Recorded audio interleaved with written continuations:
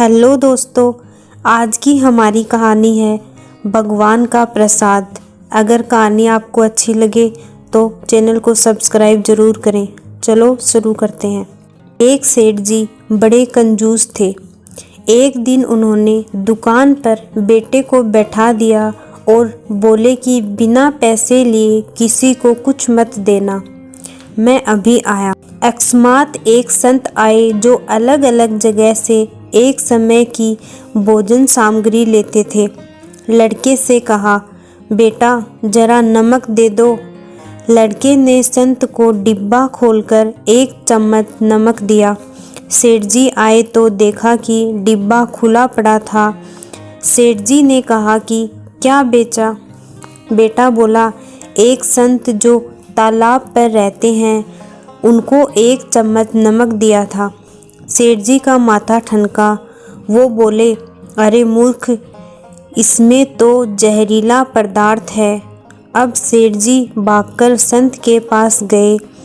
तब तक संत भोजन बनाकर भगवान को भोग लगाकर खाने की थाली लेकर बैठ चुके थे। सेठ जी दूर से ही बोले, महाराज रुकिए, आप जो नमक लाए थे वह नमक नहीं था बल्कि जहरीला पदार्थ था। कृपा करके आप ये भोजन न करें। संत जी बोले, भाई हम तो प्रसाद लेंगे ही, क्योंकि भोग लगा दिया है।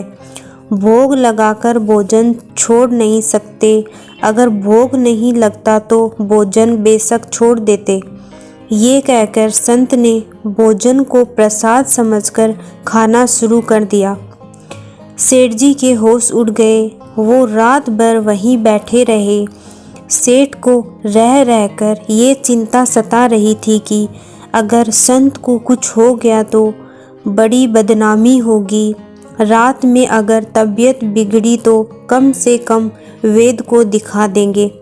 सोचते सोचते उसे नींद आ गई। सुबह रोज की तरह संत जल्दी उठ गए और नदी में स्नान करने लगे। सेठ जी ने कहा, महाराज तबीयत तो ठीक है? संत बोले, भगवान की कृपा है। इसके बाद वे पूजा के लिए मंदिर चले गए। जैसे ही संत ने मंदिर का द्वार खोला तो देखा कि भगवान के श्री विग्रह के 2 भाग हो गए हैं और शरीर काला पड़ गया है। ये देखकर ही सेठ जी को सब समझ आ गया कि भक्त के अटल विश्वास को देखकर भगवान ने भोजन का जहर भोग के रूप में स्वयं ग्रहण कर लिया और भक्त को प्रसाद ग्रहण कराया। इसके बाद सेठ जी ने तुरंत घर जाकर बेटे को दुकान सौंप दी और स्वयं संत की शरण में आकर भगवान की भक्ति करने लगे। दोस्तों, भगवान पर विश्वास सच्चा होना चाहिए। भगवान को भोग लगाने पर भोजन प्रसाद बन जाता है और भगवान पर सच्चा विश्वास हो तो जहर भी अमृत बन जाता है।